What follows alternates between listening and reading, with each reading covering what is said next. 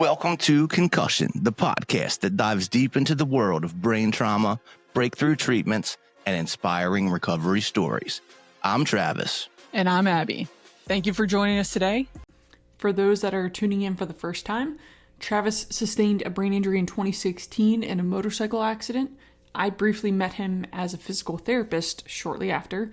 Then we parted ways. He went about his life, still managing his concussion symptoms on his own. And then we crossed paths again 9 years later, and we're using this podcast as an opportunity to share with everyone else things that we discussed that we wish we knew at the time. For me on the medical professional side, and for Travis on the patient advocate side. And the combination of our experience and growth since that time has led us to where we are now. Today, we're fortunate to be joined by the medical director of Mid-Atlantic Concussion Alliance. Vincent Schaller is a board-certified physician with over 30 years of experience. He has been a certified impact consultant for over 15 years and is the medical director for the Mid-Atlantic Concussion Alliance, which he founded in 2010 to meet the growing needs of concussion and traumatic brain injury patients seeking treatment in his region. Dr. Schaller and his staff have treated over 17,000 concussion and traumatic brain injury patients, and their pursuit of the latest technologies in traumatic brain injury have allowed the MAC Alliance team to bring the latest treatment, care, and protocols to better care for their patients.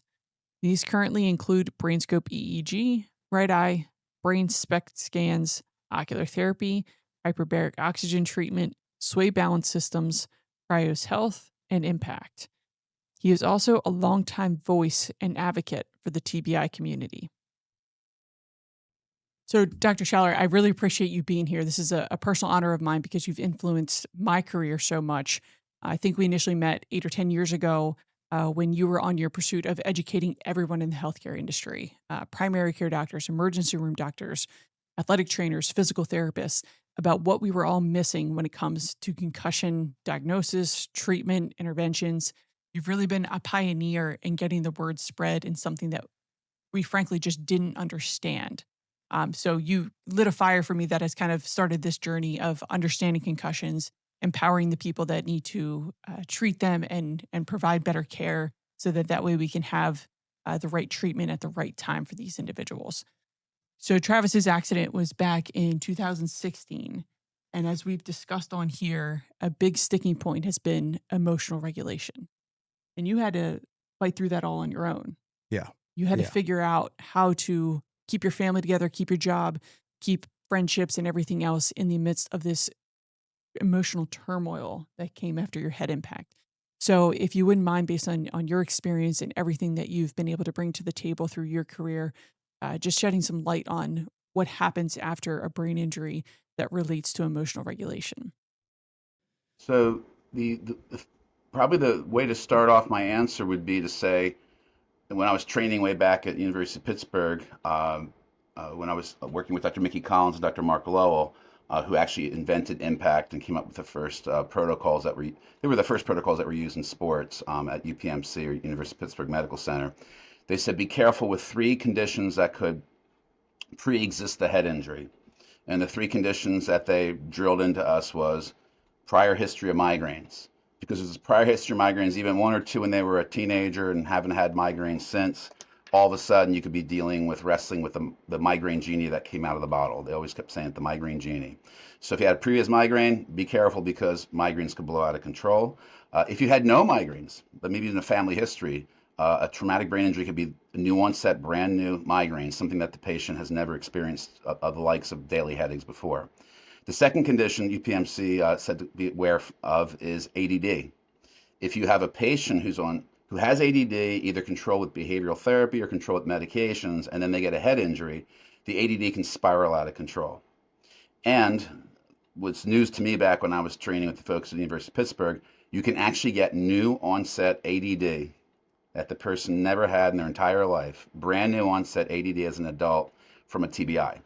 And to this day, I still have insurance companies saying you're not allowed to write the adult for Adderall because ADD doesn't exist in adults. And I was like, I have to fight for the medication, knowing that this patient had all the testing, all the evaluation. I had decisive evidence that there's new onset ADD.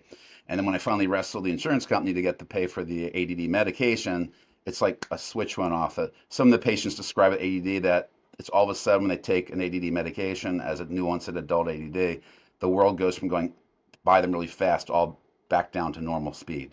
It's almost like the world is flying past them. Um, the third thing, which gets back to your original question, I'm sorry to beat around, but Oh no, it's incredibly insightful to hear all this. I want to lay the groundwork so that we can build on top of that. Is the third thing is any history of anxiety, depression.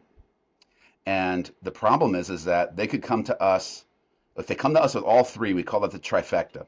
So if somebody comes in our office, we diagnose a concussion, and they've had previous ADHD, previous migraines, previous anxiety, depression, we pretty much level with the patient on the very first visit and say, this is not going to be a week or two, even a month or two. This is going to be a long recovery because we'll be wrestling to control your ADD, which will probably require medication changes and behavioral therapy. We're going to be wrestling with your new migraines or your exacerbated migraines. We're going to be wrestling with your anxiety, depression. And those three make it really a long road of recovery. So that's kind of something that people have to respect. It's not because they're ADD, they're not taking their meds. It's because they are taking their meds, but they're not doing the same job because things are out of control.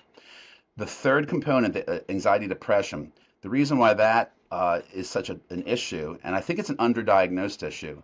What was fascinating is some of the research I was following over the years said as high as 37% of youth, we're talking middle school and high school, 37% of youth diagnosed with a concussion will have some element of anxiety, depression. And I remember back about 15 years ago, I asked another doctor who's also treating concussions, and I said to him, what percent do you think of your patients struggle with anxiety, depression? And this doctor said 5%. And I was like, no. Because by then I had, without even looking at the research, I'm looking at my own patient population, like, yeah, it's about 37%, sometimes up to 50% in tougher cases. So you have to be really aware of it because it's that prevalent, even in the young kids. And I think the misconception of the emotional change and anxiety, depression is it's hard to diagnose anxiety, depression, new onset in a middle school or high schooler.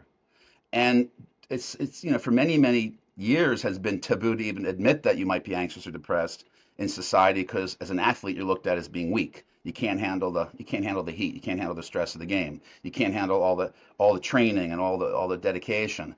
But in reality is that then a lot of people will hide that, and young adult, middle school, high school kids, they're very good at hiding anxiety, depression, and that's unfortunately when they don't get the help they need, whether it's naturally occurring genetically or it's triggered by a concussion or worsened by a concussion, they're at high risk for harming themselves if they don't get the proper treatment and care.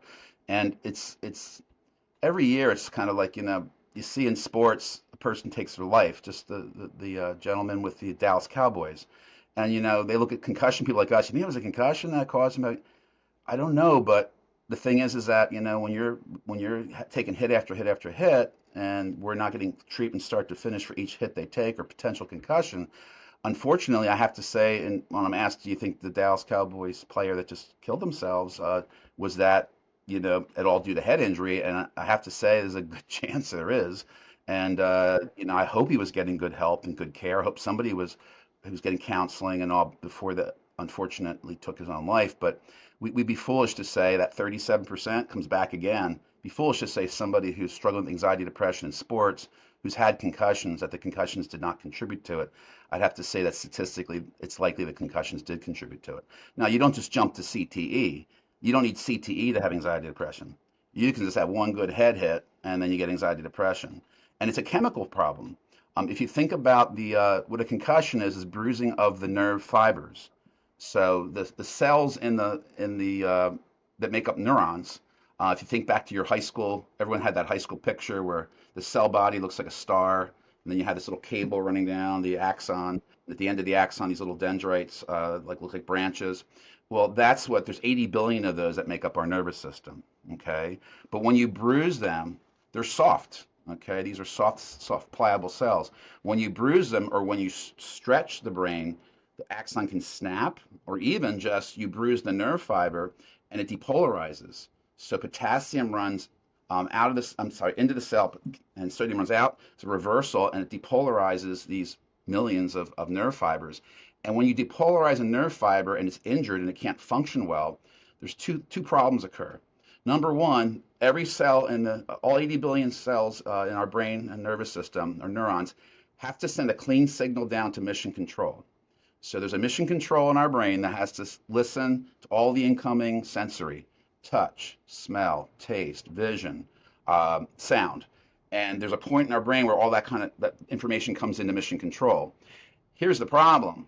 You bruise these nerve fibers, they become depolarized, these neurons. They're not sending a clean signal down to mission control.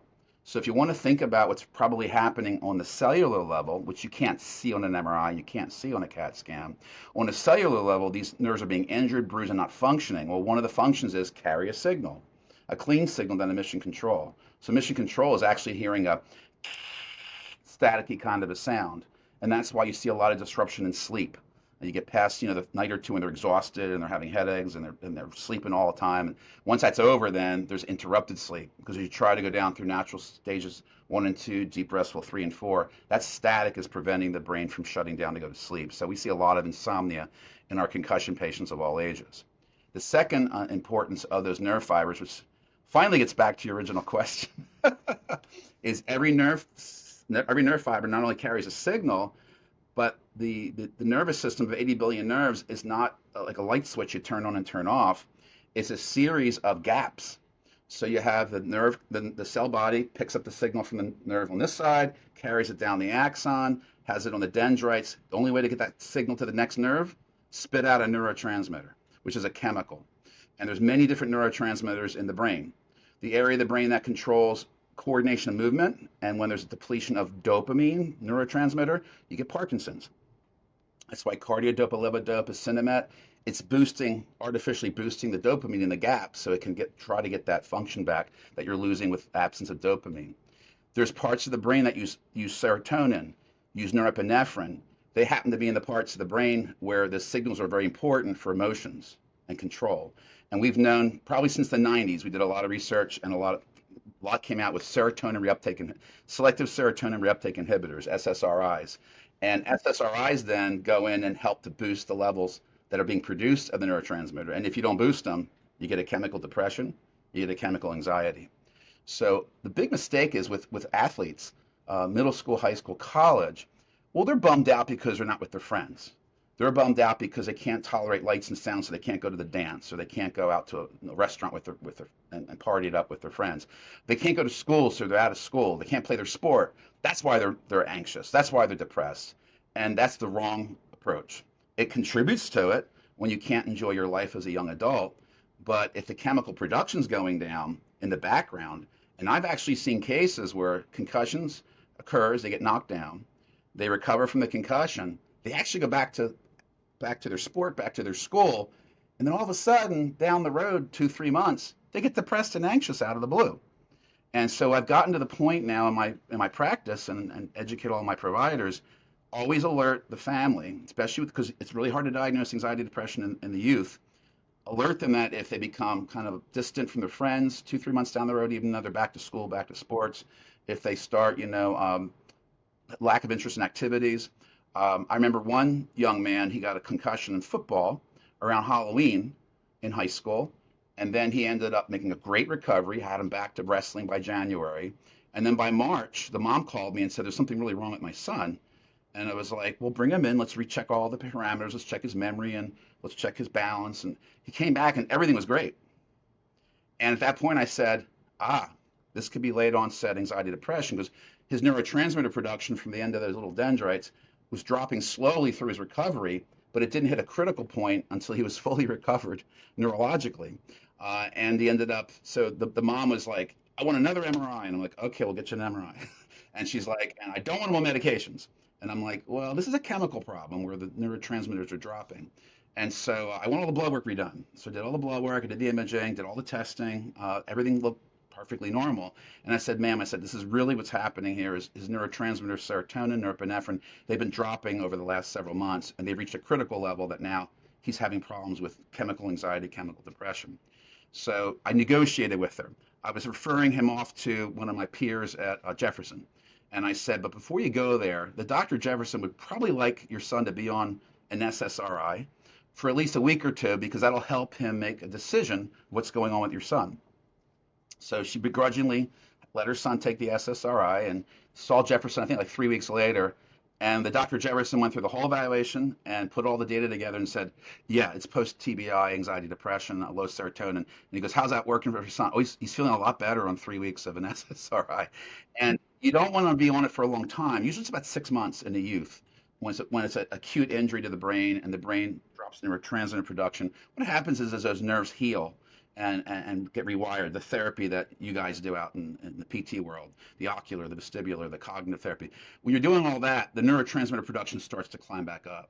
So they need to be bridged from that low drop, bridged to enough to fill that tank back up, so to speak. Like going from an eighth of a tank to a full tank takes about 6 months, sometimes up to a year. But we usually leave them for 6 months, then we go for a taper off, and then that's what we do with that young man. Tapered him off, and his grades were actually, his biggest complaint the mom had was he went from a straight A student to a CD student all of a sudden in March out of the blue.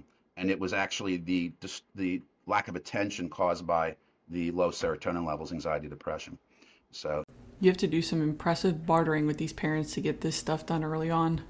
you have to build trust, and you have to negotiate. And with the tools we have now, when I show the parents that their child, when they're following a moving target, like a ball or opponent player in athletics, and the pursuits is like, instead of a nice, smooth following moving target, it's all jaggedy, which means the eye muscles are fighting each other. And I show them that and say, when that ball comes flying at their head, that's what their eyes are doing. They're bouncing all over the place. You do not want your child back in the sport until I clean that up. And it might take vestibular therapy, it might take aggressive ocular therapy. We will show you one day when it's nice and smooth, then they can safely get back on the field. They can safely get back on the court. You said something very important there about the nerve bruising. You said you can't see it on MRI, can't see it on CT scan.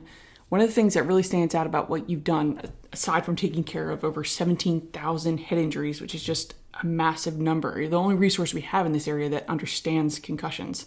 But the part that stands out aside from that is I always say to folks, you need to go see Dr. Schaller. He can make your concussion visible. Because right now in the medical system, it's not a visible injury. We can take all the images we want.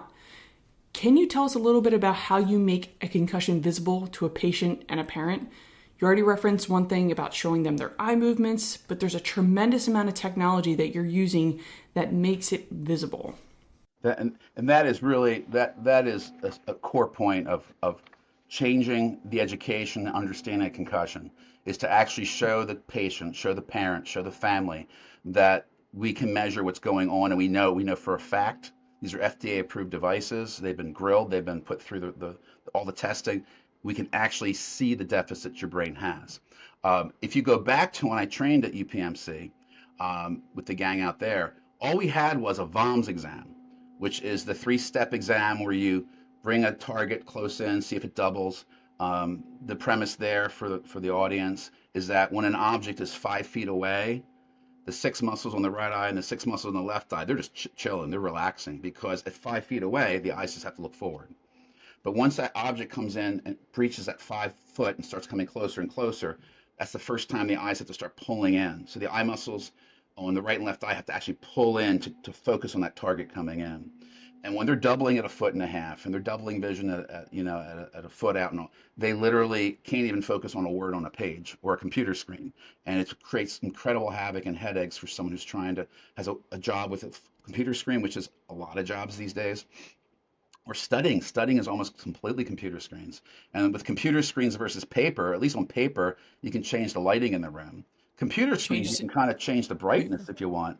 But the problem with computer screens is there is still light. There's still light coming at you. Probably the best screen we've found with our patients when they're studying for school and whatever level, elementary school, high school, college, they turn their screen to black with white letters. Because then what happens is that over 90% of the screen has no light coming through, and all you're seeing are the letters. So like the Kindle has that function, and other laptops and tablets have that function, but that is like the best because you're taking all that light out. You're taking like 90% of the light out of the screen. And then you have blue filters you can put on top of your screen, blue filter glasses so there's all kinds of ways to try to help those students be able, or those people working in front of a computer screen. So make it visible. I want to make one other point about invisible. And again, sorry for these tangents. I'm just trying to kind of Oh, you're doing good. There's so much to talk about here, so I understand you have to cover a lot of ground. Whether you're a middle school athlete, high school athlete, college athlete, whether you're somebody who was in a car accident as a youth or as an adult, injured at work, heck, we've had cases where kids slipped on the ice. You got an elementary school, sixth grader slips on the ice, smacks their head, getting ready for the bus. That could be like a 3 month plus journey of recovery. So it can happen anywhere. But to the public, it's invisible. Okay, to the public, the concussion is invisible unless you are like this, like the light's bothering you and you're squinting your eyes, or you're wearing a baseball cap or glasses. If you wear glasses, people already in the school age, what's he wearing glasses for? What's she wearing? Are they a movie star? And so the problem with the glasses is that it brings a lot of attention to them that they don't want. Nobody in, especially middle school, high school, and around those challenging years, nobody wants them to stand out in the class. Well, if you're in a classroom of 30 kids, you're wearing sunglasses, during a class, you're gonna get comments, and it's like asking for an SNL skit or something like that, or a joke. So that's hard for them. But it's invisible.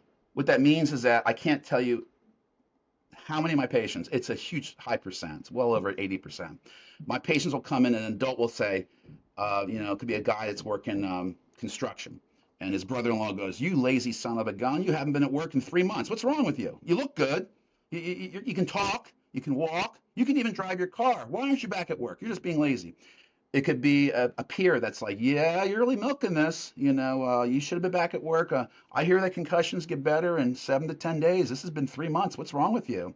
And so they start getting comments. And even kids at school, they may lose a lot of their acquaintances and friends and cliques and stuff in school, because it's like, what's his problem, man? He hasn't been in class for 6 weeks. Everybody on the NFL, they're back in 7 days. What's that all about? And so really, it's not only invisible, but unfortunately, no matter what age you are with a concussion, because it's invisible, there's a lot of discrimination really and judgment made on. So if a judgment's being made on you, you're not going to let anyone know you have a concussion. So if you get a legitimate concussion in your sport, A, you don't want to lose your spot because you probably worked really hard to get that spot. And B, you could have a headache, but you're like, I don't want to be that kid with the sunglasses on in class and be picked on, or staying on the sideline, or missing practicing games. So there's a lot of reasons why young athletes and students don't tell anybody about their headaches. Okay. And then if they're not going to tell anybody about their headaches, they're not going to tell anybody about their anxiety or the depression. And if the anxiety depression was driven by injury to the nerves and a drop in production of neurotransmitters, they don't even know they don't know what they're feeling. It's like, why am I feeling like this? Why can't I sleep at night? Why am I anxious? Why am I, nervous around people? So they don't even know what they're feeling because they've never felt it before. So that's a big problem. So invisible is a problem because if people can't see it, they're going to pass judgment. And that can be very painful and can make people not want to even talk about it or say they're having a problem. They'll hide their symptoms. Just let me get through the school day. I know I got a really bad headache, and I know in practice when I got dehydrated and hot, my monster migraine, but I'm going to push through it. Push through it. Because athletes want to be tough. Let's face it, athletes are warriors. They're modern day warriors. Okay, we don't give them a shield and a sword to go fight and all. Well, we do have fencing though, which is kind of a little bit like the old days of fighting. But athletes are warriors, and teamwork's so important, and being toughness is so important and all. The problem is being tough with your brain has long-term consequences. You can be tough with a sprained ankle, and eventually you're going to end up in PT and maybe see an orthopedic doctor and whatever and get some imaging. But when you injure the brain and you try to hide that because it's invisible and you don't want anyone else to judge you for it, that's where we really need a lot more education. Okay, Yeah, for sure. so making I it can visible attest. is key. The one thing I I can want to share attest with, to that. what's that? I can attest to that one thing that you had just said, where kind of the people at your work don't really know, and some people may be discriminatory against you and say this or that. And the terrible thing about that is, if you're feeling depressed and somebody comes at you, that ends up just making you more depressed. And Absolutely. you still got to keep it hidden. Yeah. Absolutely, Travis. It's what I hear from my patients constantly. It's a high frequency. The other thing which I think I would like to share, and then I'll tell you about my testing and stuff like that. The other thing I really want to share is that there's a reason why even doctors currently will spout out what they feel is truth, that 90% of concussions get better in 7 to 10 days. I have neurologists that I know of. They usually represent the insurance company, but they'll say, "Oh my God, Dr. Schaller, it's been 3 months. You must be making something up here because 90% of concussions get better in 7 to 10 days." And I try to go in to help my patients in the legal world, and I confront these specialists who are neurologists or brain specialists. Oh no, concussions get better in 7 to 10 days, even without therapy. And I'm sure that's gonna make Abby's antenna go up. What? They're going to get better. 90% are going to get better in 7 days, even without therapy. Just go rest. It's going to fix itself. Well, here's where that came from. And it's very important we know this. And this is the reason why professional sports still believes that. And actually, you'll see these athletes, unless they're really messed up, having horrible migraines Monday morning when they're trying to look at the films from the weekend before on football. They're going to send that player back in 7 to 10 days. So it's either going to be the next game weekend or 2 game weekends. Okay. Tua Tagovailoa had a concussion, which they called a neck. What they called I think they called it a neck spasm, and that's why he was wobbling on the field. And so they didn't even put him in the blue tent and didn't even check him for a concussion. Well, that was concussion number 1 on a Sunday. Then he played Thursday night football, and that was that event that almost everybody watching football saw, where he got like windmilled into the ground, slammed down, and then he went completely motionless, and his hands went up like unfortunately, Michael Jackson on Thriller, where the hands were all distorted in front of his face, and everyone saw that, and the camera zoomed in on that, and people got really upset. He's having a seizure. Oh my God, what's happening to him? Well, he was out for 3 weeks from that encounter. Then he got concussed another time, and by that 3rd concussion he had, when he came back in 3 weeks, he was having such a constant migraine that he literally came to Monday, and coach was like, "This guy can't remember the plays. He can't even tolerate watching that screen for more than 15, 20 minutes. And then that's where Tua finally was gone for the season. Okay. Tua actually went outside the NFL and found his own specialist. And it happened to be Dr. Mickey Collins at Pittsburgh. So Mickey Collins is taking care of Dale Earnhardt. He's taking care of Tim Tebow, Troy Polamalu. I mean, it just goes on and on and on. In every sport, lots of MLB catchers. You'll see that Mickey takes care of them. But Dr. Collins holds a very low profile. So all you heard in the media was he went to Pittsburgh and saw a specialist and did therapy from January through till April and was able to return because his doctor specialist in Pittsburgh cleared him. And when I saw that in print in the paper, I was like, that's Mickey. He's always low profile. He doesn't want to, people know of him in the business, but you'll never hear him tout himself on the media. And Tua came back and I think he had won an award for comeback. But I said to my peers, I said, if Dr. Collins cleared him, I said, he's cleared. I mean, all the measurements, all those measurable, visible tests were cleared with aggressive therapy. And he had a phenomenal year. I mean, and thank God for his luck, he didn't get another concussion that following year. And that's just luck of the draw. It just is what it is. So it's very important that we know that 7 to 10 days came from an international symposium in Zurich, Switzerland, by the International Sports Medicine Concussion Symposium done in Zurich, 2012. The chairman of that committee, who is also the editor of the British Journal of Sports Medicine, Dr. Paul McCrory, he and all of his peers from around the world grabbed all the data and information and research, and their conclusion was, it's in like a 13-page document published in the British Journal of Sports Medicine, that 90% of concussions get better in 7 to 10 days. Do you think that is a misconception of symptoms of dizziness, nausea, the real heavy hitters that set on initially from the swelling, that their impression of better is just those initial symptoms start to subside, but the person's not truly functionally better under any sort of realistic demands? Well, here's the problem. Dr. Paul McCrory and his peers used 0 tests that made things visible. Thank you for revisiting that. It was okay. based So on, tell us about how you're able to dissect that. Back in the day, if you could run on a treadmill for 30 minutes and you get a headache, you get back in there, you're good. And not getting a headache could be like, I'm getting a headache, but I really want my position back, so I'm not going to say I'm having a headache. So, but here's the crazy thing. From 2012 to 2014, in 2014, the first track TBI study came out using visible tests. FDA approved visible tests that could see the deficits from the concussion. And they proved with objective measurements that 33% of concussions do not get better in 3 months. And 22% of concussions do not get better in 1 year. Physical tests, measurements. Then you have the back and forth. Some doctors are like, oh, I believe in Zurich. Zurich was a really thorough committee, I trust Zurich.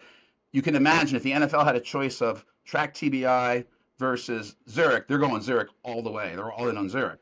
They're still on Zurich today, even though that track TBI study was done, proven. So guess what happens? That's 2014, right?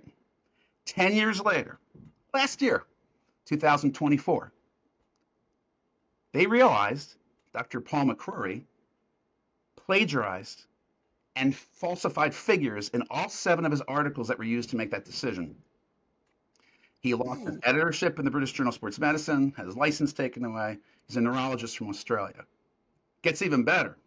He was on the payroll for the Australian Football League. Wow. Do you know to this day, the NFL and most major sports says 7 to 10 days they should be back. And their protocols do not do any technological measurements that we use on a daily basis. They have an independent neurologist who believes in the Zurich conclusion, and that independent neurologist is licking the promise. Can you run? You can do the Buffalo treadmill test. So you get in the headache. No, you get back in there. You're fine. The sad part is that most professional sports take a complete blind eye to the technology.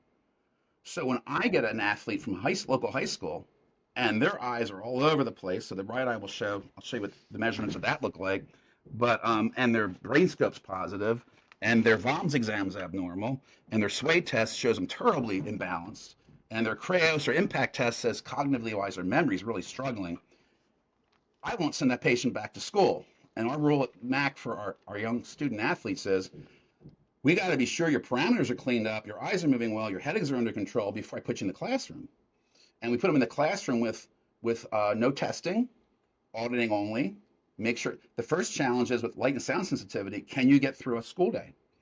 Or are you going to end up at the nurse's office at the second period with a monster headache? Because if that's going to happen, then mom's got to pick you up and take you home. That's not a successful launch. So we make sure when they go to school that we have enough progress we can show on measurements, visible progress, that we know they'll be successful at school. And you still have to navigate. Then you advance to doing homework's necessary, and now testing, catch up on the testing. And it's a whole deal. And here's the problem. They don't get sports back until they're completely back to school, taking tests, functioning and all, because we're tracking their eye movements on every visit and making sure that they're landing on the finish line, they're crossing the finish line. So a patient comes to Dr. Schaller and they have a bad concussion. They may be out of school for a few weeks. They might be out of sports for a month or 2 or 3. Well, then word gets out, well, you don't want to go to Schaller, man, because you're going to lose your spot in quarterback in football. You're going to fall behind in school. And what they don't realize is that, unfortunately, we can measure your progress and recovery. So why the heck wouldn't we use science to prove that you've made a full recovery?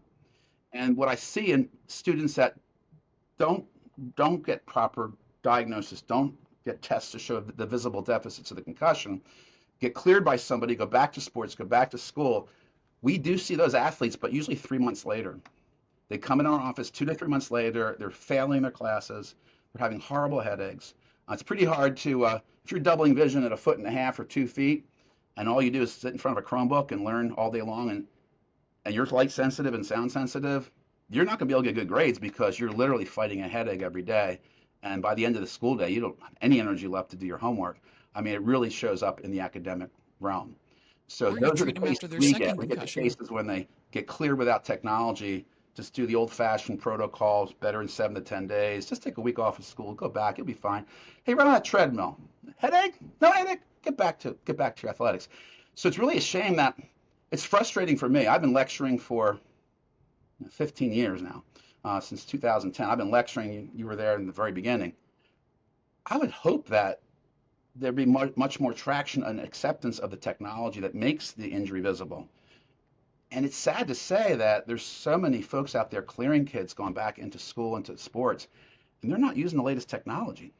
And not one test will prove the concussion. You've got to look at all the tests. It's like, I always say, it's like my toolbox. So whenever I do any legal work or testimony and people are falling asleep, I say, well, I have a toolbox with tools in it, and I get a lot of people wake up and they're like, "Oh, he's got a toolbox," but I get them back engaged in my testimony. But the reality is that you need all the tools. You wouldn't go fix your car with a hammer. If you're going to go fix your car, you're going to need a wrench. You might need a hammer if you get, especially if you get angry. You're going to need, ratchets. You're going to need screwdrivers, regular and Phillips head. You're going to need an adjustable wrench, maybe a water wrench. I mean, so you wouldn't go into a project around the house or work on your car with one tool in your toolbox. So why would you say, well, we're just going to do a quick little, we're just going to do the cognitive tests, and that's going to clear them, throw them on a treadmill. That's like saying you're going to repair every car is going to get repaired with a hammer. So what we are proud about is we've added so many things to our toolbox that we can take the case comes in, we run all the tests, we use all of our tools, and we can tell after one visit what we got ahead of us. And sometimes people don't like to hear what we have to say.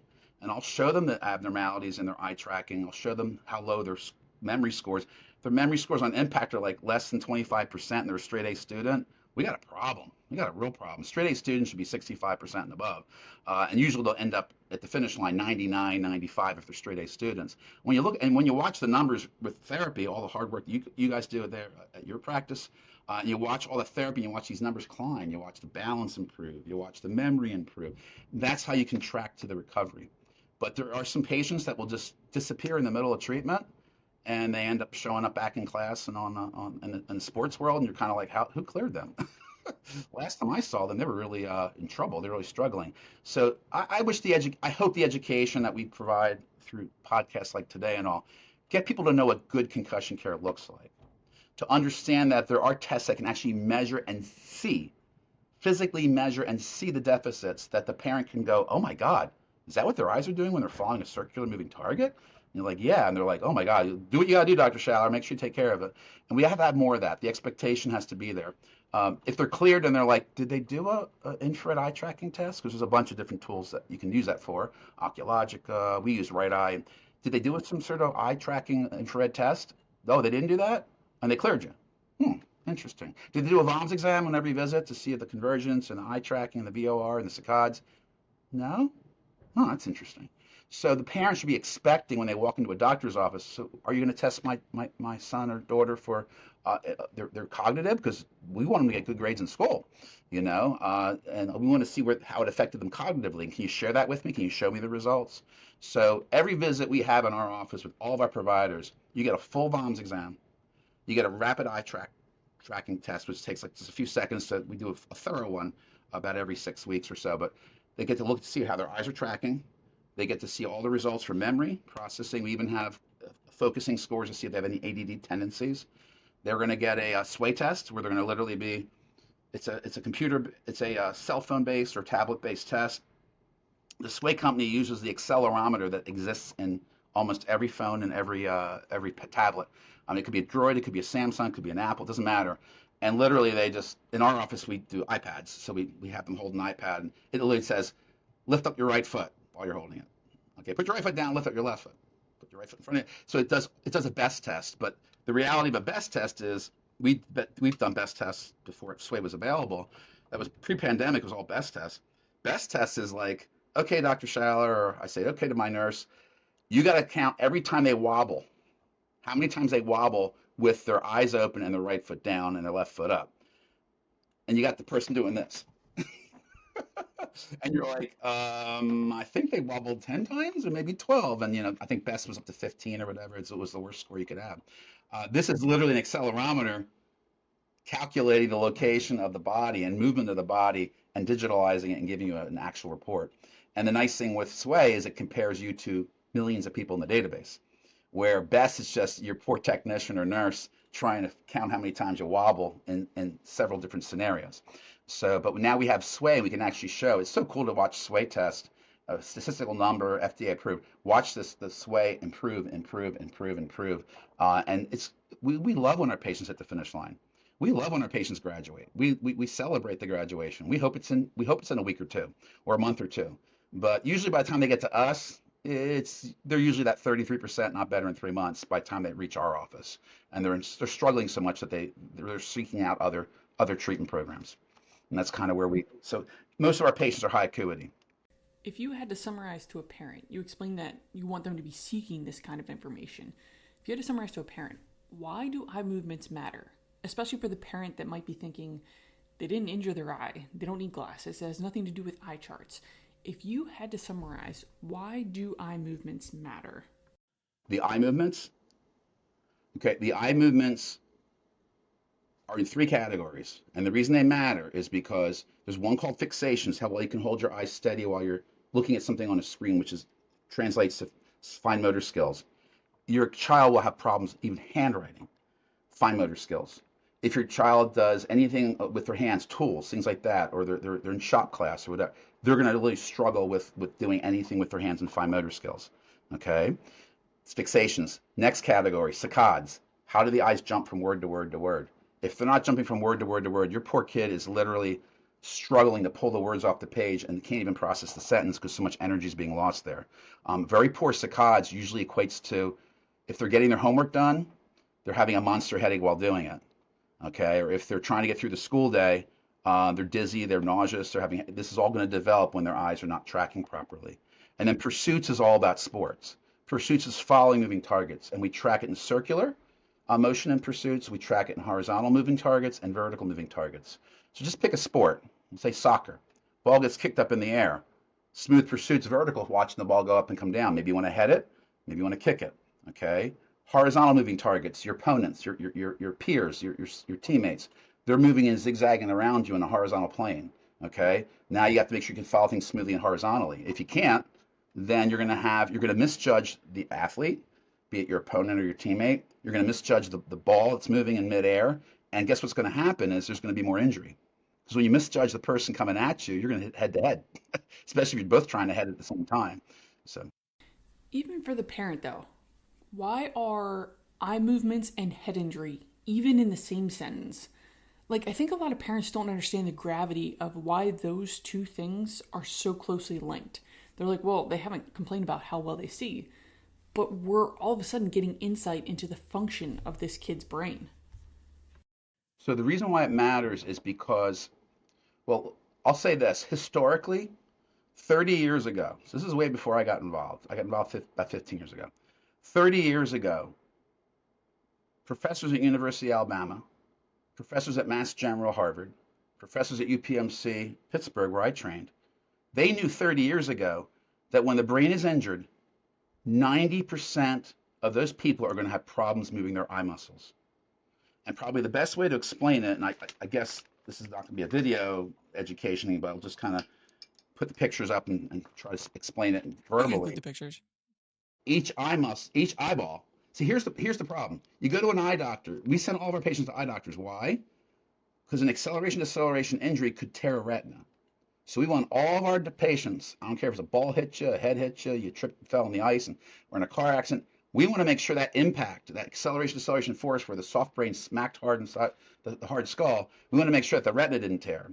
So everyone we see, first assignment is go see your eye doctor. Because one, you could tear your retina, and two, your ability to focus with your lenses are like gummy bears. So inside, the lens that you see when you pop it out, like on a surgery, you ever watch a surgery with cataracts and they pop the lens out? That lens is like a gummy bear. And you can actually squish it and make it wider. You can pull it and make it narrower. So the brain has the ability, with ciliary muscles that run the entire perimeter of the lens, has the ability to bend or straighten, bunch up or stretch out the lens. The problem is that if you wake up in the morning, you kind of like got to squint a little bit and try to focus. That's your brain playing around with the ciliary muscles to get it nice. Okay. And when you have prescriptions you need on top of that, it's because the lens is not shaped right. That's short vision, long vision, or short-sighted, far-sighted. But we have had patients that wear glasses at 1+, and they get a concussion, and literally the next week they go into see the eye doctor, they're 2+. So their prescription went way off the rails. Okay, so we look for prescription going off the rails, and we look for needing a new prescription. That can happen in a concussion. And then we look for, did they tear the retina? Okay, so here's the deal, though. That's all the ophthalmologist is checking for. The ophthalmologists or optometrists, most of them do not look for how do the eyes move, muscle movement.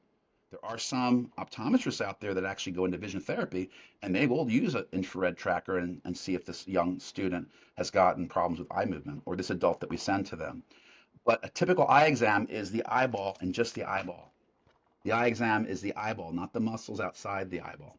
So when people go, I went to my eye doctor and they said, my prescription didn't change and my retina's good, so I'm good.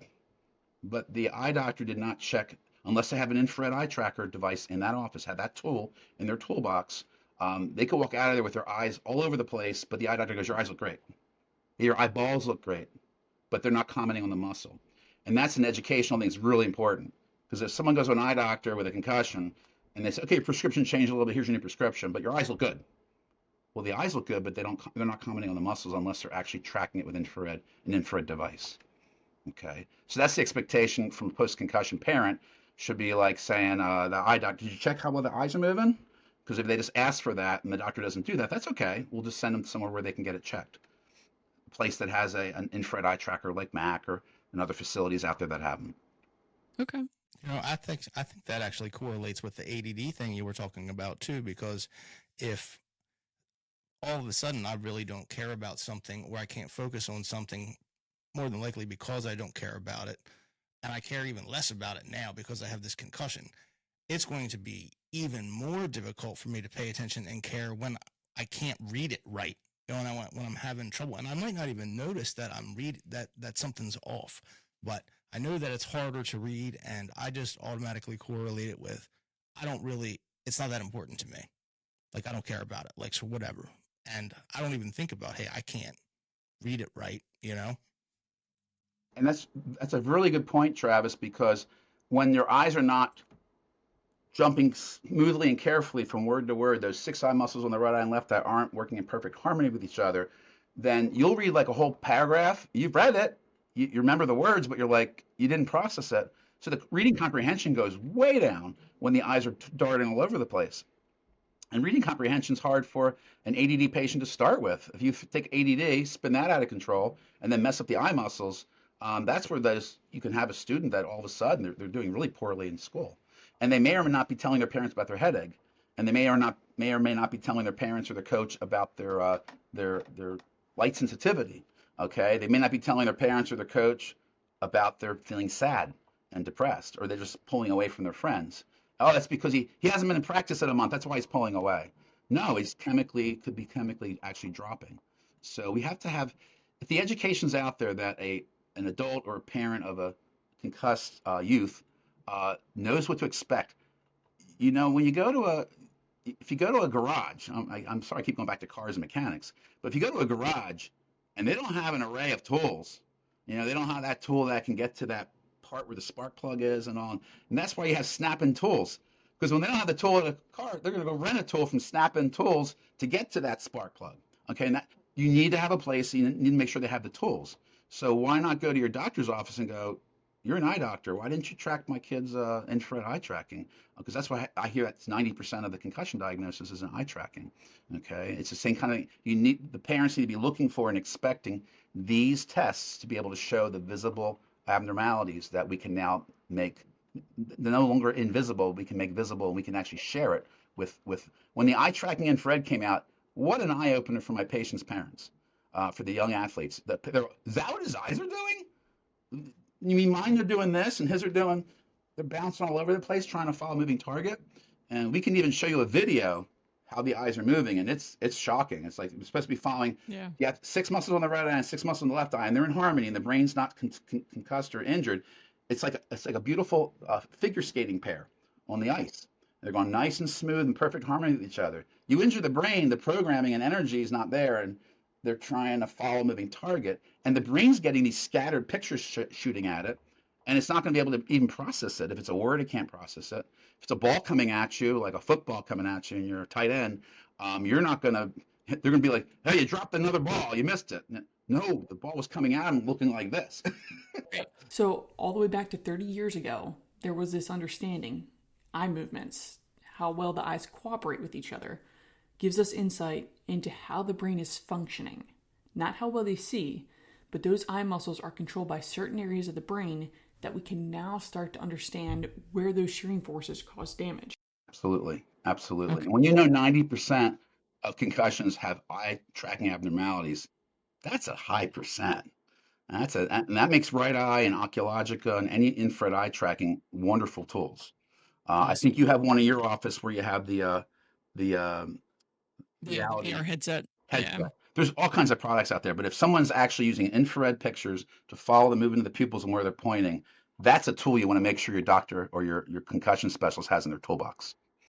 And another thing about this track towards making the concussion visible, helping the patient understand, their spouse, their parent, their teacher, their coach, you've recently started using something that takes the MRI imaging that's negative, the CT that's negative because they don't have a bleed.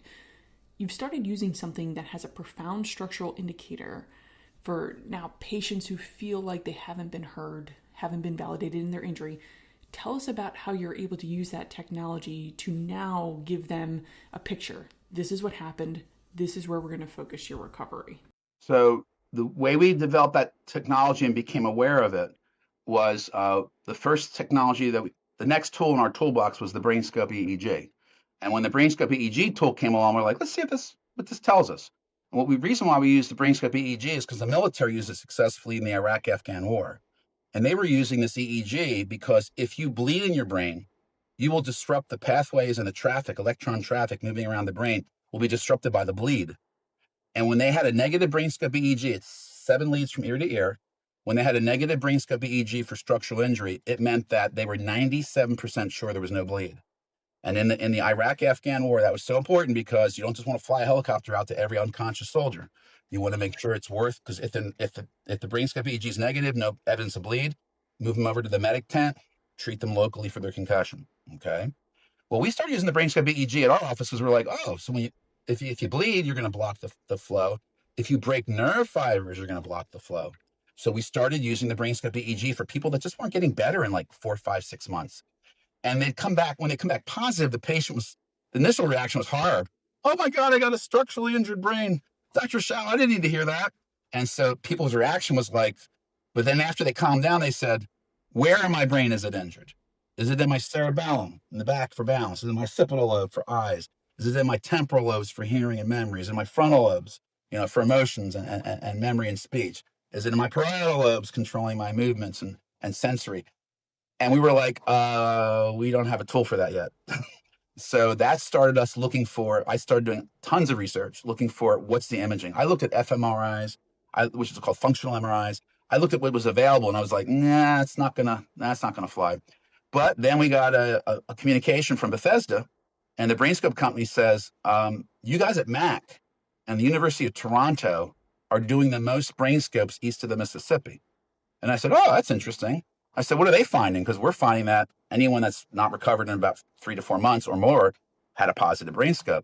They go, oh, they're actually using imaging to find out where and how much the BrainScope picked up the injury, but this new study can do where and how much. And I said, what study are they using? And they said they're using SPECT scans, which is an acronym for single photon emission computed tomography. And what it really is, it's a nuclear med study, and it's a cousin of the PET scan. PET scans have only been around more recently. SPECT scans have been around for 40 years. They were used by cardiologists to see if the heart was damaged, what areas of the heart weren't getting good blood flow. Well, the gang up at Toronto said, yeah, you can join us. And so we joined their meetings. It was during the pandemic, so they were Zoom meetings. They were in Canada, so we couldn't get over the border. So we did everything by Zoom. They started showing us images that were astounding. And they could actually see, because what happens if the brain has enough broken fibers, the blood supply to that area of broken fibers will decrease. And therefore, the metabolism in that area will be diminished. And we actually started seeing these images and we're like, wait a minute. We've got patients with frontal lobe injury that have horrible rage problems and emotional problems. And we're like, what are their SPECT scans showing? He goes, oh, injury to the frontal lobe and then overactive limbic system, classic rage. And these professors that were attending these meetings were from Quebec, Toronto, Winnipeg, all the way out to Vancouver. So the entire coast to coast of Canada had experts on this study. And when the study was completed, the images were gorgeous. Everything they were showing me was mapping out exactly where the injuries were. When they finished the study, they worked with a bunch of other universities, and they knew that the SPECT scan was approved by the American College of Radiology for detecting and following TBIs. And they knew that the Canadian Nuclear Medicine Association also felt confident that SPECT scans were the way to go. And then the European Union has their own Nuclear Medicine Association now that they're a union, and all of them are like SPECT scan. That's the best you can do now. Well, that wasn't good enough for us. We wanted to see the study. The study came out and proved a positive brain scope. If you get a positive brain scope with structural injury, 97% of the time you're going to find out the location and the amount of injury in the SPECT scan. So you found a way to even make emotional regulation visible Even through emotional this regulation is technology. visible, yeah.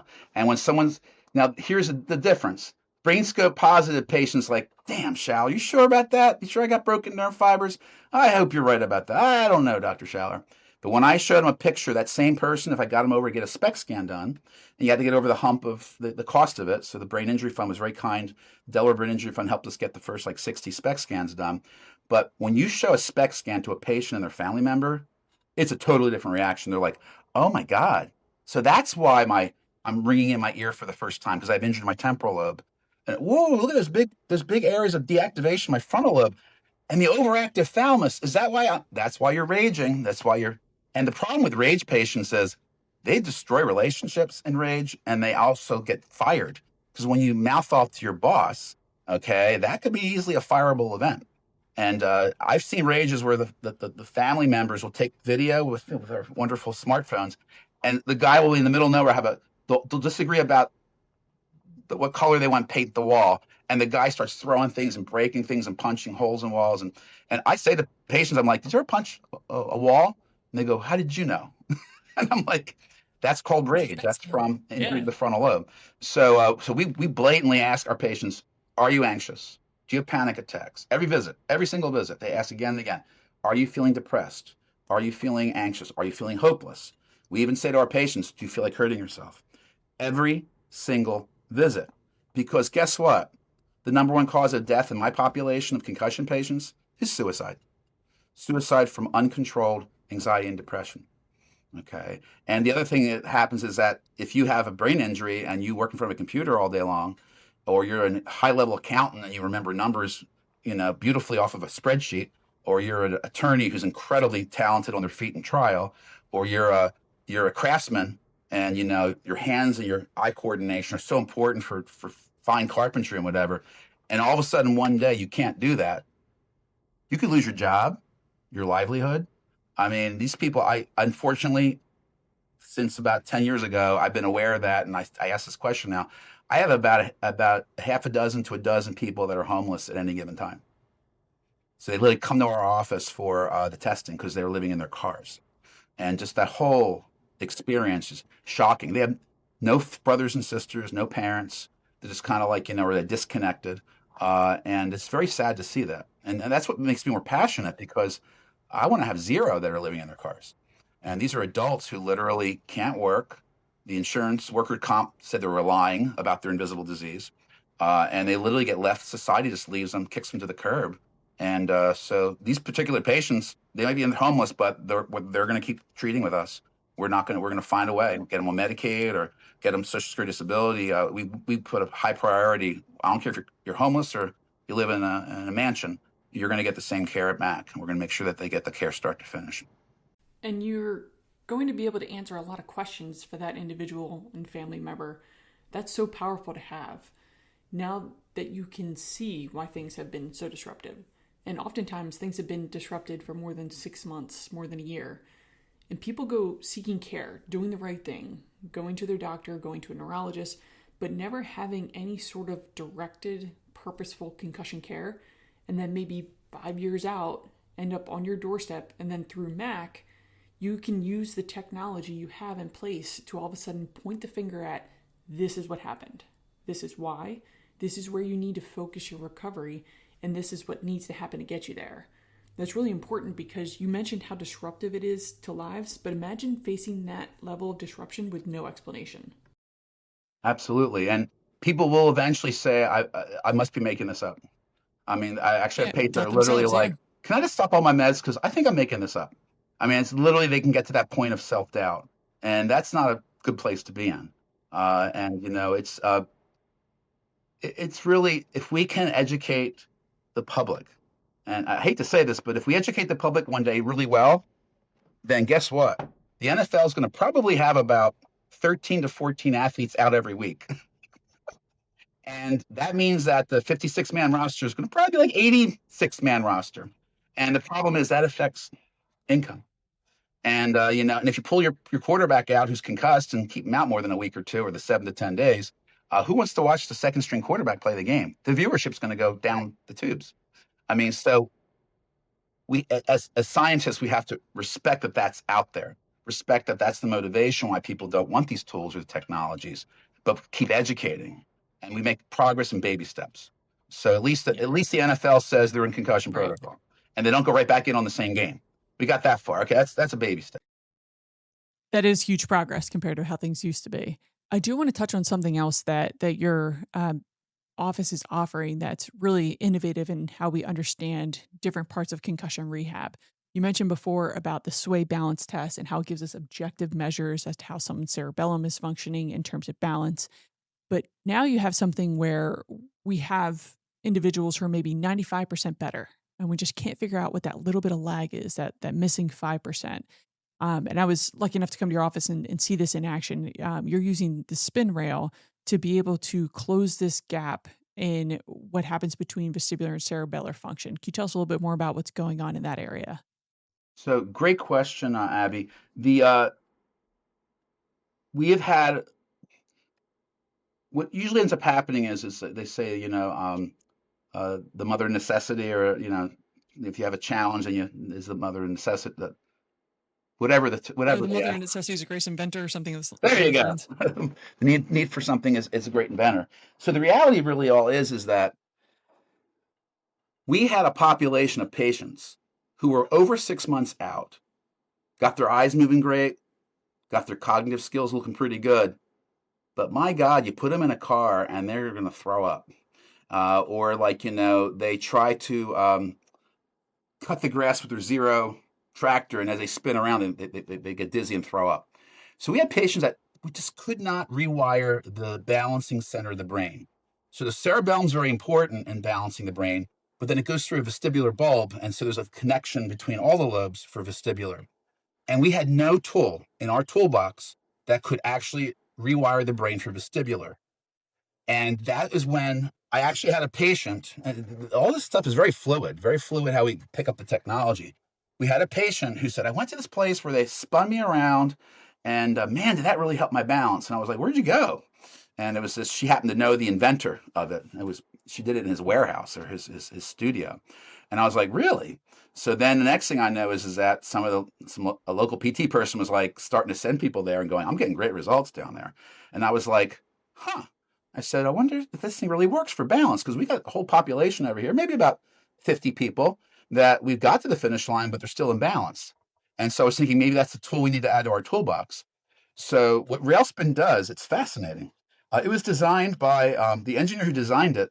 His wife was a Olympic figure skater, and to this day still teaches figure skaters in Delaware for getting them ready for the Olympics.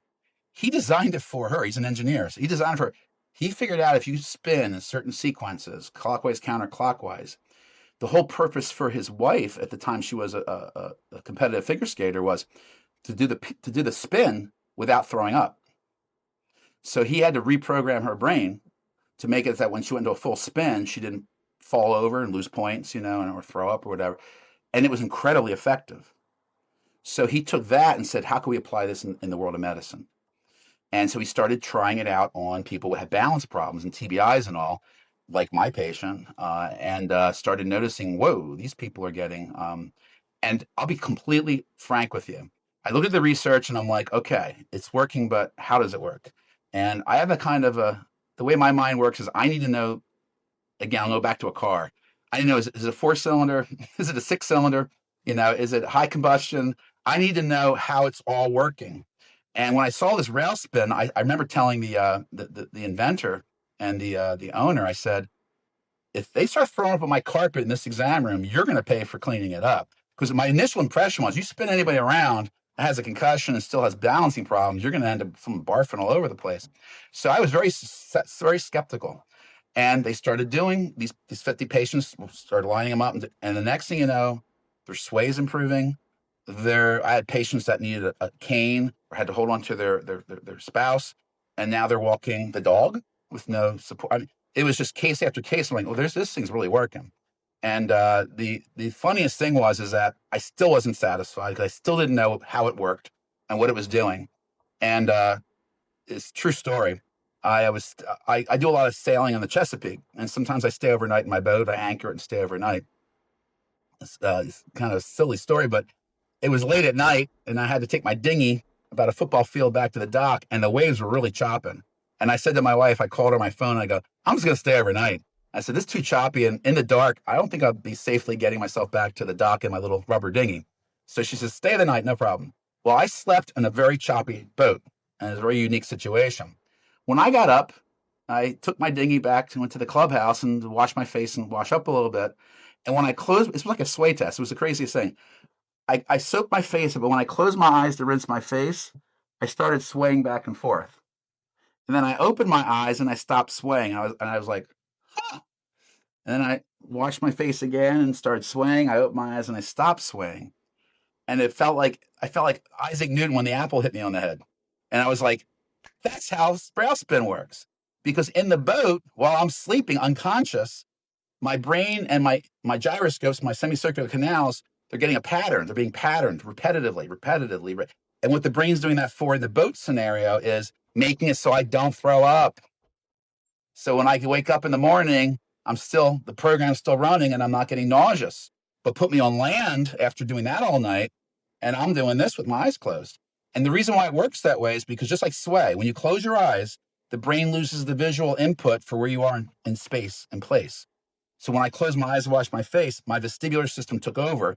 I had no visual stimulus. My body just started going into a pretty aggressive rocking motion. It was really impressive. So what I realize now, I figured it out. Now I know it's a 4-cylinder and it's an overhead cam. What's happening to my patients in rail spin is they're feeding that constant motion, and they go faster and faster and alternate clockwise and counterclockwise. They're literally training the brain in 2 dimensions to be able to handle what we do. We walk in 2 dimensions, unless we're climbing stairs and all.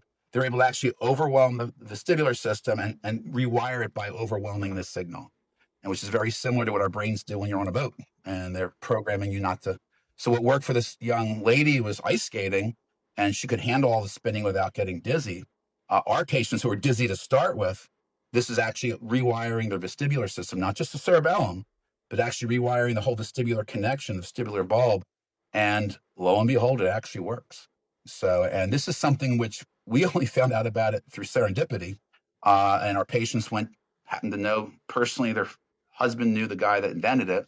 And he heard she had a concussion, was dizzy, and said, why don't you come down, I'll put you on this device. So, but that's sometimes how some of the best tools are discovered. So maybe it's not a tool that you can find at the local hardware store. This might be one you have to get online, because it's not really that available right now. But we hope to expand it so that other TBI patients can benefit from it as well. So in saying that, Dr. Schaller, in 2016, I crashed my motorcycle and had a diffuse axonal injury. I was in a coma for 11 days, medically induced. Spent about 50 days in the hospital, and then time in a rehabilitation center after. uh, You know, was diagnosed with a diffused axonal injury, and the only thing that I really did for it was start this podcast. And those emotional things that you're talking about, like hopelessness and depression, like I still get that, 9 years out. And I'm wondering if there's anything that you can do to help that. Can you fix that? Can you fix that? Absolutely. And the reason why I can say that with confidence is because when I was in med school, we're going back 37 years, a long time ago. But when I was in med school, they told us that you can only recover the nerves within 3 months. And after 3 months, you get what you get and it's done. There's nothing you can do. And that was what I was told. And residency reinforced that. If you have a stroke, you better do a lot of PT in 3 months, otherwise you're done. When I got to 2000, I think Pittsburgh, when I first went out there, was around 2006 or 7 before I formed the MAC Alliance by 2010. I'm like, wait a minute. You guys are telling me that you can rewire the brain weeks, months, and even years later. And they were like, yeah, that's how you can rewire the brain at any time. And I was like, wait a minute. No one told me that in medical school or in residency or all the journals I've read in my corner of a specialty. I said, you're kidding me, right? And I started watching what they were doing with the therapies, and I'm watching the actual measurements improve, the balance improving, and the memory improvement. I was like, you got to be kidding me. So we've had patients. If a patient walked into me the first day I started doing concussions, 2008 or whatever, I would have said, like, I'm out of the war, and I'm doubling vision at 2 feet, and can you help me? I'd be kind of like, I don't know, but the science says there's no expiration date. And didn't one day a guy walked in, he had 2 IEDs in the Iraq-Afghan war, and he was a HVAC technician. When I tested him, the bombs, he doubled vision over 2 feet. So what he had to do, unfortunately, luckily his arms were over 2 feet, he had to hold his tools way out in front of him to be able to work with the HVAC work, to be able to assemble and disassemble and troubleshoot and all. And he came to me because he was really struggling with that and gave him a lot of headaches. And with ocular therapy, his 2 foot came all the way down to 6 inches or less. And that was 6 years after his IED explosions. So 6 years later, first IED explosion, he flew out the door of the vehicle. The second IED explosion killed the driver, and luckily he again was ejected out of the vehicle. But very serious traumatic brain injuries. And 6 years later, now when someone walks in, I had a bleed. We hear the story of yours, coma, had a bleed 2 years ago, 5 years ago, 10 years ago. And we use our measurement tools and go, oh yeah, your eyes can still be fixed. They're still running erratically. We can reprogram that. And oh, your sway's off. We can So we can literally take somebody months or years later and confidently say, if we can measure it and know where the deficit is, we have therapy now to fix it. And it might be vestibular therapy. It might be ocular therapy. It might be prescription therapy. There's spin rail therapy.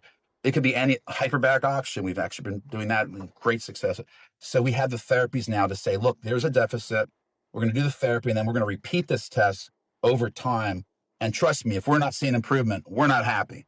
We're going to shift gears and change direction. But every visit with our patients, we go through all these test results to watch and see if they're making progress.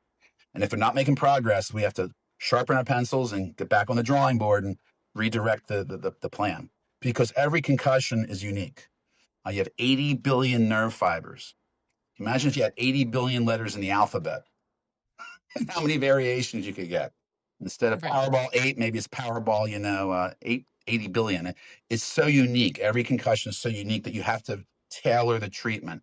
Treatments are similar, but which treatments you use and to what extent. And Abby can tell you, there's a certain part on the right eye, the smooth pursuits is beautiful, but once they read word to word, it's all over the place. I mean, you have to literally focus down the therapies and look at each and every area of deficit and come up with a new strategy to go after it. And I'm sure Abby can tell you the variety of things she'll shift gears on to make sure she helps someone with balancing issues and somebody else is having more eye tracking problems. And so you really have to kind of make a unique. But yeah, for someone like yourself, if you walked in our office with a history of a brain bleed, we have a lot of motorbike accidents, hit by cars and stuff like that. And actually, the brain bleeds now are a pretty regular, steady patient population of ours, because the neurosurgeons will stop the bleed, and hopefully the bleed reabsorbs or they drain the bleed. But if you bled in your brain, you tore lots of the axons or nerve fibers for sure. If there's enough force to tear a blood vessel, that's going to definitely be tearing nerve fibers. So after the neurosurgeons are done, they go see Mac, because they're going to then take the areas of injury and they're going to map them out, and then they're going to put you through recovery. The biggest problem is that if your brain bleed is rescued and you come out of the coma, it's like, yeah, it's a victory, but wait a minute. Who's going to fix the brain and rewire the brain? And probably the best way to say it is, if my hands were the brain and my fingers were the nerve fibers, and that poor brain smacks back and forth inside the hard skull, if it hits hard enough, it's going to shear nerve fibers. Now, when you shear nerve fibers, here's the good news. You could shear 100 million nerve fibers. That's a lot of nerve fibers. But you got 79,900,000,000 left. So even if you shear a large number of nerve fibers, your brain can take the healthy fibers running parallel, and it can then rewire them. And there's actually incredible videos that come out of the research projects where you actually watch two nerves start to totally separate from each other, start to move, actually move, reposition themselves and connect. And it's almost like they're creating a bypass on a highway. It's crazy. The whole point is therapy has to force these nerves to reposition themselves and connect in different ways. And probably it's like a bypass on a you have a construction zone on a highway and you build that happened on 95 when they built those extra 3 lanes, off to the side quickly to make sure they could fix.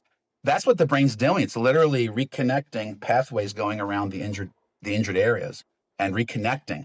Sometimes the rewiring is not as good as the one you were born with. Okay. But the whole point is to try to get enough rewiring back that your eyes track nicely, that you can read again, that you can. We got patients who are avid book readers, 2, 3, $4 a month. They have a concussion, a car accident, and 5 years later, how many books have you read? None. Why? It's just I can read and read and read and don't comprehend what I'm reading, and it's just a waste of time. These people that have these incredible, beautiful love of reading, and years later, after a simple car accident, they didn't have a skull fracture, they didn't have a brain bleed, but they broke enough nerve fibers that they're still struggling with being able to enjoy reading, and that's a quality of life problem. I mean, it really is. That's beyond, losing your job's a big problem, getting knocked out of school is a big problem, and school will work with our students. They will find critically missed materials. The Americans with Disabilities Act of 1990 protects anyone with a TBI.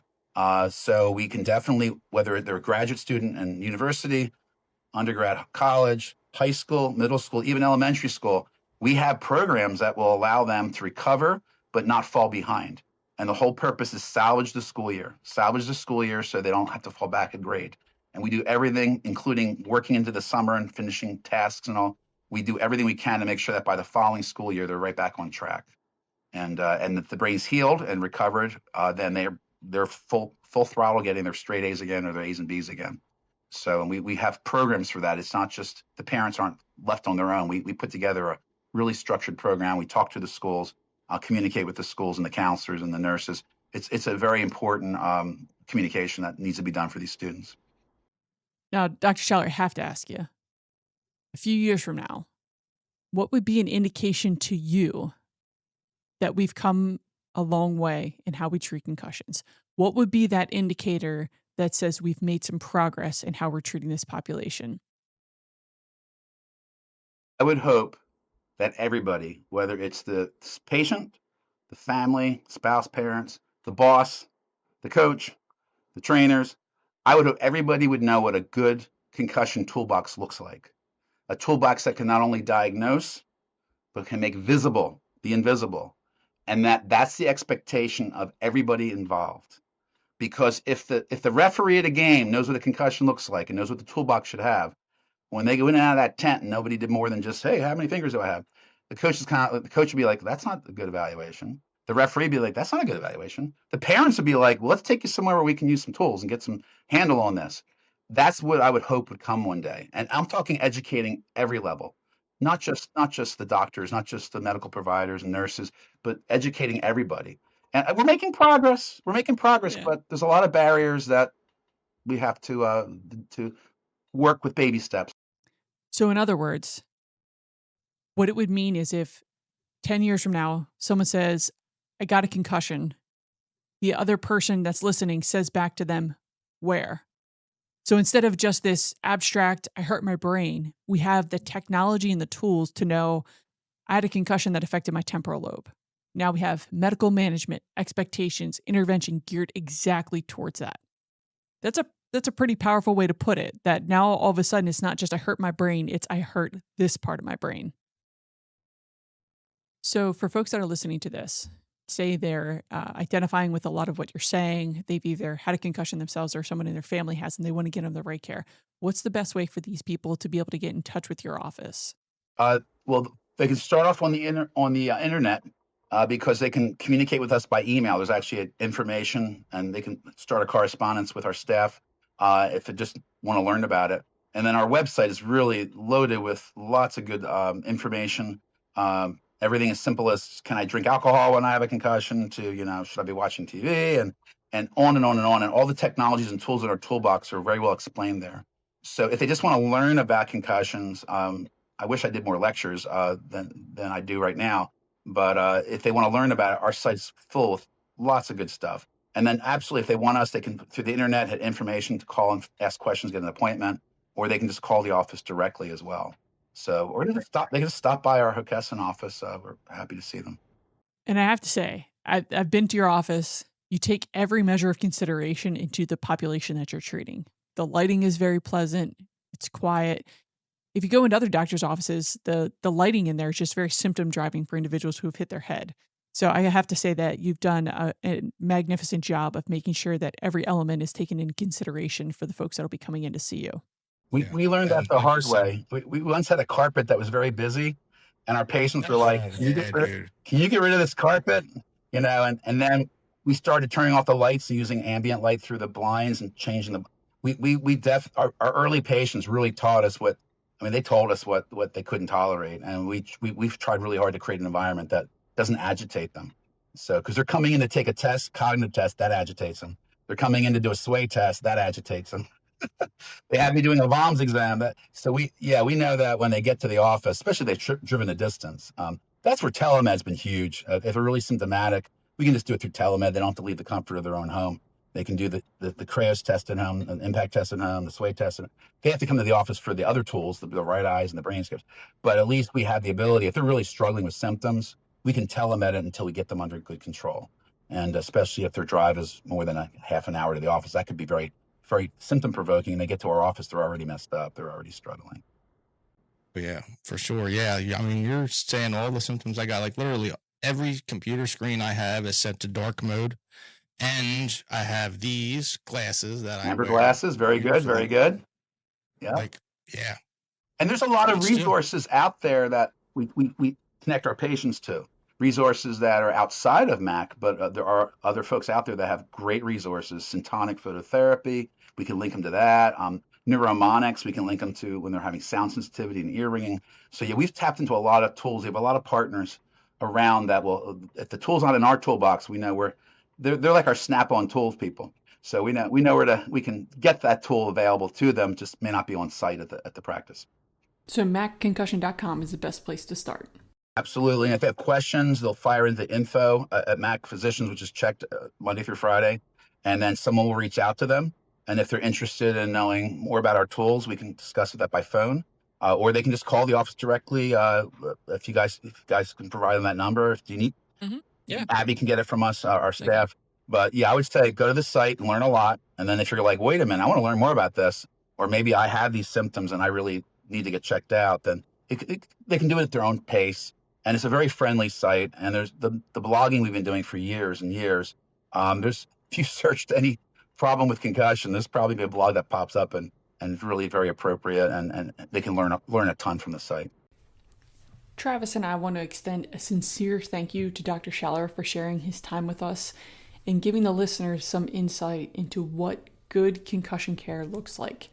He is one of the most renowned experts in concussion management, and his efforts to share his knowledge with everyone has led to a better understanding of how to make the invisible injury of a concussion visible. Thank you for joining us.